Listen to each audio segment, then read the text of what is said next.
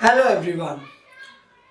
Budget आ रहा है और आप में से बहुत सारे लोग मुझसे बजट के लिए स्ट्रैटेजी पूछ रहे हैं कि बजट डे वाले दिन क्या स्ट्रैटेजी होनी चाहिए, क्या हमें बाय साइड में खेलना चाहिए या फिर हमें सेल साइड में खेलना चाहिए। ठीक है, तो आज मैं आपके साथ बजट के लिए स्ट्रैटेजी शेयर करूंगा, लेकिन उससे पहले आपको एक चीज समझने की जरूरत है और वो ये है कि बजट डे साल का एक ऐसा दिन होता है जहां पर एक्सट्रीमली वोलेटिलिटी होती है मार्केट में।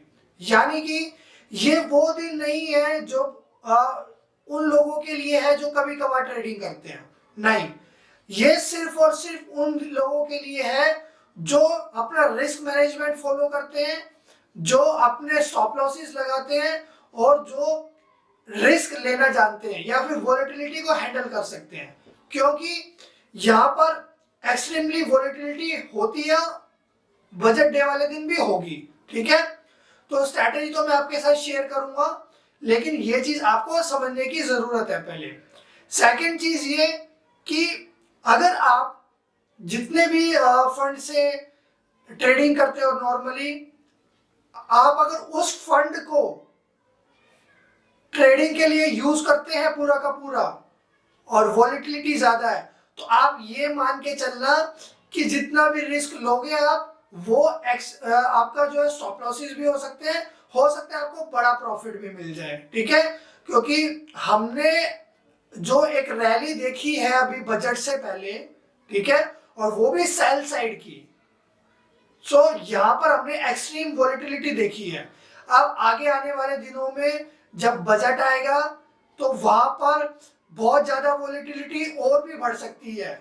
मार्केट ऊपर जाने के चांसेस हैं, लेकिन वॉलेटिलिटी हाई है।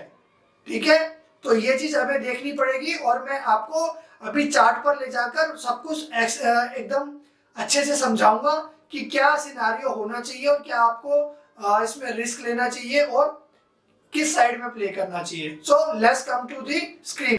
स्क्रीन पर जाने से पहले आपने अगर अभी तक चैनल को सब्सक्राइब नहीं किया है तो प्लीज चैनल को सब्सक्राइब कर दो और बेल आइकन को प्रेस कर देना, और अभी तक आपने चैनल को शेयर नहीं किया है तो अपने सभी फ्रेंड्स के साथ शेयर कर दो। अब मैं आपको चार्ट पर एनालिसिस करके दिखाऊंगा कि बजट डे पर क्या मूवमेंट हो सकती है। ठीक है, सबसे पहले मैं एक साल पहले चलता हूं, यानी कि 1 फरवरी 2021 को। ठीक है, पहले मैं उसका सिनारियो समझा देता हूं आपको, फिर आपको कुछ कुछ समझ में आने लग जाएगा। ये आपके सामने निफ्टी का डेली चार्ट है। ये वो दिन है बजट डे। ठीक है, ये है बजट डे 2021। अब यहां पर एक चीज आपको देखने को मिल रही होगी कि मार्केट जो है वो गिरा था। ठीक है, बजट से पहले। ठीक है, बजट से पहले देखो कहां से कहा गया था, 14,700 से 13,600 आ गया था, यानी कि 1100 पॉइंट की डाउन साइड देखा था हमने। ठीक है, फिर बजट आया और बजट पर एक अच्छा खासा बुलिश कैंडल बना। ठीक है, ये बजट डे का ही चार्ट है, बजट डे वाली कैंडल ही है। और उसके बाद कंटिन्यूशन हमने कुछ दिन रैली देखी ऊपर। ठीक है, और निफ्टी में नए हाइस कटे थे। हालांकि इस सिनारियो को हम कंप्लीटली यूज नहीं कर सकते क्योंकि तब मार्केट में एक बुलिश ट्रेंड था कंप्लीटली।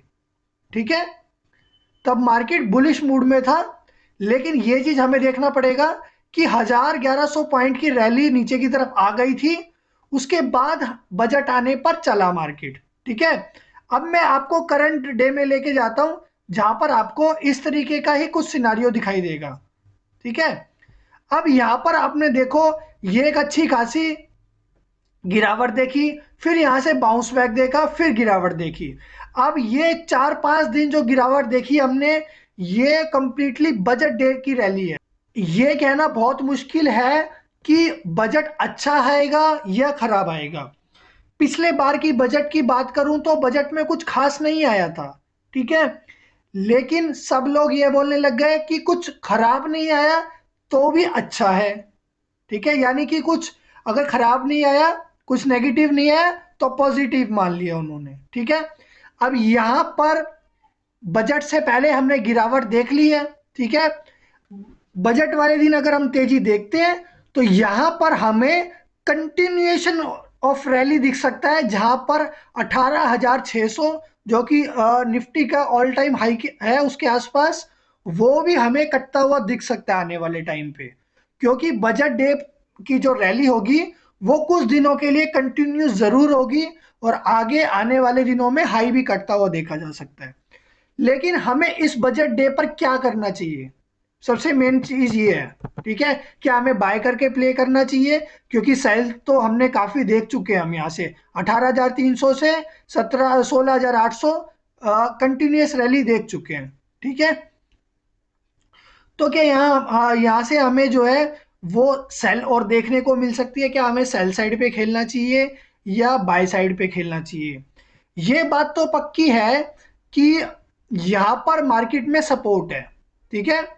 चाहे आप 18,000 सॉरी चाहे आप 16,800 के आसपास ले लो या 17,000 के आसपास, ये पूरा का पूरा सपोर्ट है मार्केट में।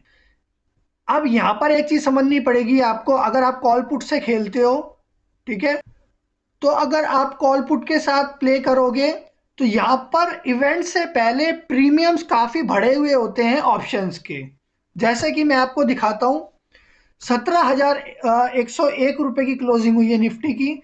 अगर यहाँ पर 17,300 की बात करता हूं मैं, क्योंकि मैं पास वाली को जो है इतनी पास वाली नहीं लेने वाला, थोड़ा दूर वाली लेते हैं, क्योंकि मूवमेंट आएगी जब वन साइडेड आएगी और बड़ी आएगी, ठीक है। तो दूर वाली में भी हमें अच्छा फायदा हो सकता है, ज्यादा दूर वाली नहीं है, 200 पॉइंट वाली दूर है, ठीक है।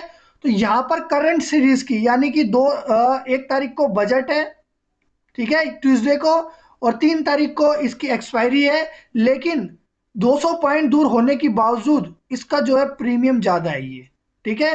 तो बजट से पहले हमेशा या फिर किसी भी इवेंट से पहले कॉल या पुट का प्रीमियम हमेशा ज्यादा होता है, ठीक है।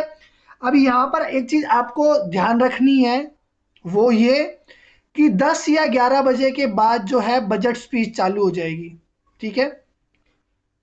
बजट में एक एक्सपेक्टेशन है जो कि हो सकता है शेयर मार्केट से रिलेटेड। म्यूचुअल फंड में एक, जब हम खरीदते हैं म्यूचुअल फंड को तो वहां पर हमारा एसटीटी लगता है, ठीक है, और जब बेचते हैं तो भी एसटीटी लगता है। जस्ट लाइक हम ट्रेड करते हैं, शेयर्स का ट्रेडिंग करते हैं अपने डीमेट अकाउंट में, ट्रेडिंग अकाउंट में। तो जो फाइनेंस मिनिस्टर है वो इस बार एसटीटी उसका हटा सकते हैं म्यूचुअल फंड का, ऐसा खबर है, कंफर्म नहीं है, ठीक है। अब वो एसटीटी चाहे एक साइड का हटे, बाय साइड का हटे या सेल साइड का हटे, वो खबर पॉजिटिव ही होगी, ठीक है।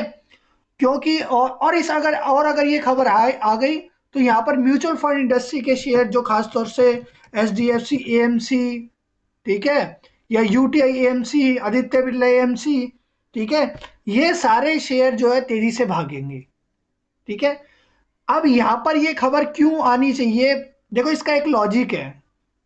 जानकारों का ऐसा मानना है कि जब हम स्टॉक की ट्रेडिंग करते हैं अपने डीमेट अकाउंट में, ट्रेडिंग अकाउंट में, तो यहां पर भी हमारा एसटीटी लगता ही है। तो म्यूचुअल फंड में भी एसटीटी लगेगा, तो फिर हम वहां क्यों करें, है ना। ये एक पॉइंट है जो कि रखा गया है, और हो सकता है फिर एसटीटी हट जाए, ठीक है। अब यहां पर निफ्टी की अगर मैं स्ट्रैटेजी की बात करूं तो ऑप्शन में प्रीमियम ज्यादा है, ठीक है। अगर मैं पॉजिटिव न्यूज की बात करूं कि जैसे हमने पिछले बजट में देखा था, एक सेल साइड में रैली देखने को मिली और फिर यहां पर ग्रीन कैंडल बनी और उसके बाद हाई कटता हुआ देखने को मिला। हालांकि मार्केट के सिनारियो अलग अलग होते हैं, कंपेयर नहीं कर सकते और बिल्कुल एग्जैक्ट कैलकुलेट भी नहीं कर सकते, ठीक है, और ना ही करना चाहिए हमें, लेकिन फिर भी रिपीट हो सकता है, ठीक है। तो यहां पर मैं आपको एक चीज बताऊंगा, अगर मार्केट बजट खत्म होने के बाद एक साइड में चलने लग जाए तो यहां पर आप जो है कॉल बाय कर सकते हो, वो भी दूर की कॉल बाय करने को क्यों कह रहा हूं मैं, क्योंकि पास वाली में प्रीमियम ज्यादा होगा। देखो निफ्टी की अगर मैं 3 फरवरी वाली करता हूं तो यह 250 रुपए का प्रीमियम है, जो कि काफी ज्यादा है। इवेंट से पहले हमेशा ज्यादा होता है प्रीमियम, तो इसमें चौंकने वाली कुछ बात नहीं है, लेकिन प्रीमियम फिर भी ज्यादा है। तो हमेशा हमें क्या करना है, अगर मान लो निफ्टी सुबह से ही चलने लग जाता है, 100 पॉइंट 200 पॉइंट चलता है, तो हमें जो है थोड़ा दूर की कॉल बाय करनी है और सिर्फ इतना रिस्क लेना है कि हमें अगर लॉस हो तो हम अफोर्ड कर सकें, वो स्टॉप लॉसेस के साथ चलना है। ठीक है, अब कुछ लोग जो होते हैं यहाँ पर सेल करके चलते हैं। तो पहले तो मैं बता दूं कि वोलेटिलिटी जब ज्यादा होती है तो यहाँ पर सेल नहीं करना चाहिए। ठीक है, तो सेल नहीं करना है कोई भी ऑप्शन को। और हैजिंग बनानी है तो दूर वाली हैजिंग बनाना, जैसे कि अगर हैजिंग बनानी हो तो खासतौर से बाय साइड में ही बनाना। जैसे कि मान लो आप जो है 17,300 की कॉल बाय कर रहे हो, ठीक है, और इसके साथ आप बाय कर रहे हो 16,800 की पुट, सो 200 पॉइंट ऊपर 300 पॉइंट नीचे। ठीक है, या आप 900 की भी पुट बाय कर सकते हो, 16,900 की। ठीक है, अब इससे होगा क्या, मान लो अब यहां पर आपने टोटल प्रीमियम दिया है, टोटल प्रीमियम आपने दिया है 160 प्लस 144, ठीक है, 304 रुपए का। सपोज करो मार्केट एक तरफा चलता है और 3 से 4% का मूवमेंट आ जाता है यहां पर। ठीक है, तो 3 से 4% का अगर मूवमेंट आया तो यानी कि 3 से 4% का मूवमेंट का मतलब है निफ्टी जो है 500 से 600 पॉइंट चला।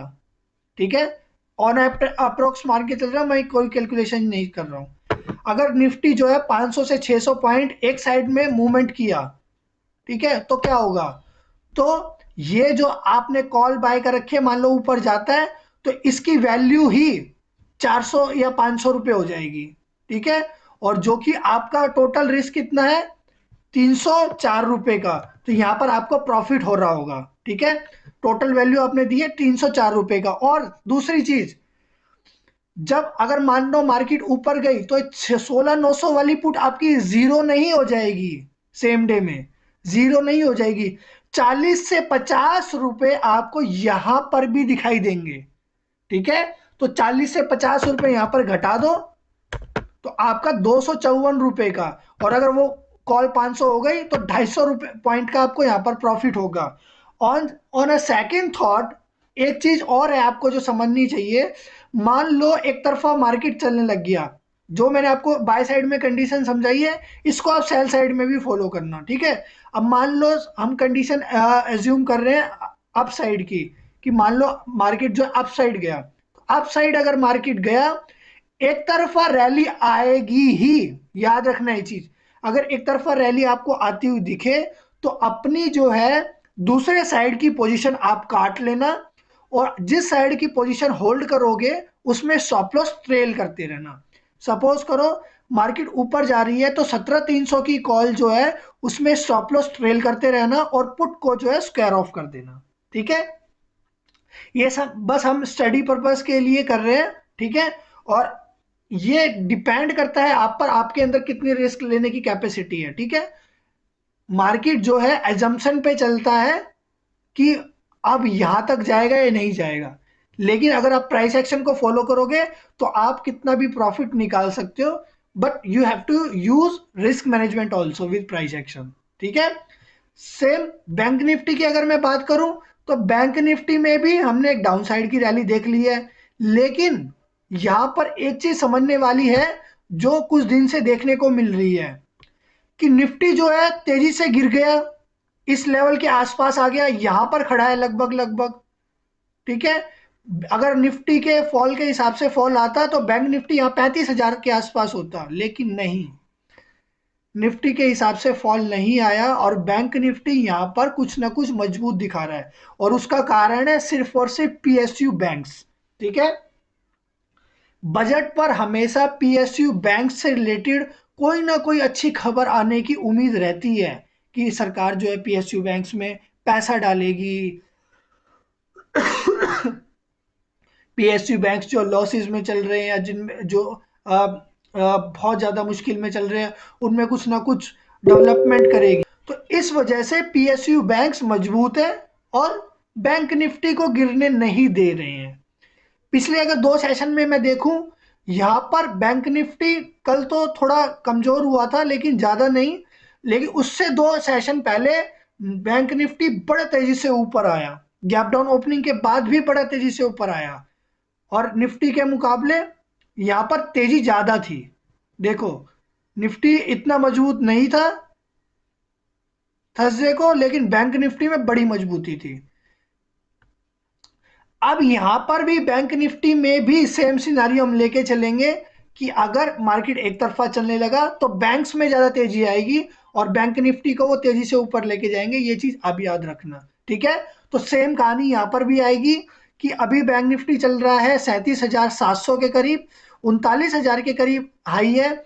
आपको जो भी कॉल अच्छा लगे, बहुत ज्यादा दूर की मत लेना कि वहां तक मूवमेंट ही ना आ पाए, बस 2 से 3% ऊपर की कॉल लेना बस, क्योंकि मार्केट में 4 से 5% की मूवमेंट आ सकती है, ये एक्सपेक्टेड है, ठीक है। तो 2 से 3% ऊपर की कॉल या पुट बाय करोगे नीचे की, तो क्या होगा कि बाद में जब 4-5% होगा तो वो एक्स्ट्रा 2 या 3% जो है वो उसमें आपको अच्छा प्रॉफिट होगा, और आपका यहाँ पर जो आपने बायस और बाय कर रखी है कॉल और पुट, वहां पर आपका प्रीमियम एडजस्टमेंट हो जाएगा। तो यहाँ पर अगर मैं देखूं 36,700 के आसपास चल रहा है, तो यहाँ अगर 37,500 की कॉल देखता हूँ, मैं दूर दूर की देखना चाहता हूँ क्योंकि मैं जो है पास पास की देखकर रिस्क नहीं लेना चाहता, प्रीमियम ज्यादा है। अब यहाँ पर एक चीज देखो, सॉरी, ठीक है, मैंने कितना पॉइंट दूर लिया है, 500 और 300, 800 पॉइंट दूर लिया है। और आप देखो 800 पॉइंट दूर की कॉल भी 350 से ऊपर की चल रही है, कितना ज्यादा प्रीमियम है। यहां पर 36,900 की पुट देखूंगा तो ये भी देखो इसके आसपास ही चल रही है, 334 रुपए। तो यहां पर पूरा प्रीमियम कितना है हमारा, 334 प्लस 368, 700 रुपए। लेकिन याद रखना, ये आप जो है बजट से एक दिन पहले मत करके जाना, क्योंकि बजट वाले दिन सुबह उठते ही प्रीमियम जरूर टूटेगा। ये आदत होती है कि इवेंट से पहले हमेशा प्रीमियम हाई होता है और इवेंट आते ही या इवेंट जाते ही प्रीमियम टूटता है, ठीक है, प्रीमियम इरोड होता है, इस चीज को याद रखना, ठीक है। अब अगर मान लो यहाँ पर 3 से 4-5% की मूवमेंट आती है बैंक निफ्टी में, जो कि आराम से आ सकती है, कोई भरोसा नहीं है। मार्केट में एक तरफा मूवमेंट आएगी तो 4 से 5% मूवमेंट आ सकती है, ठीक है। अगर 5% मूवमेंट आई तो यहाँ पर बैंक निफ्टी आराम से 40,000 के आसपास जा सकता है। उस कंडीशन में आपका जो 38,500 की जो कॉल है, वो आराम उसकी वैल्यू ही 1,500 रुपये हो जाएगी। तो 700 रुपये का तो आपका प्रीमियम है। और मैंने आपको बताया जब मार्केट एक साइड में जाने लग जाए, दूसरे साइड की अपनी पोजीशन काट दो, ठीक है। इस तरीके की अगर स्ट्रैटेजी आप फॉलो करोगे बजट डे वाले दिन, तो आपको प्रॉफिट हो सकता है थोड़ा कम हो जितना मैंने बताया, लेकिन आपको लॉस भी कम होगा। और मैं आपको एक चीज बता दूं कि जैसे मंडे को ये पोजीशन नहीं बनानी है, पोजीशन बनाना तो ट्यूसडे को यानी कि बजट डे वाले दिन सुबह सुबह ही बनाना, ठीक है। लेकिन फिर से मैं आपको एक चीज बताता हूं कि वो बजट डे जो है एक्सट्रीमली वोलेटाइल डे होता है, और यहां पर अगर आपको काम करना है तो आपको स्टॉप लॉसेस यूज करना पड़ेगा। अगर आप रिस्क अफोर्ड नहीं कर सकते कि यार मैं जो इतना रिस्क नहीं ले सकता, आप मत काम करो, जरूरी नहीं है, फिर कभी काम कर लेंगे। वोलेटिलिटी हैंडल नहीं होती तो आप मत काम करो, जरूरी नहीं है, फिर कभी कर लेंगे, ठीक है।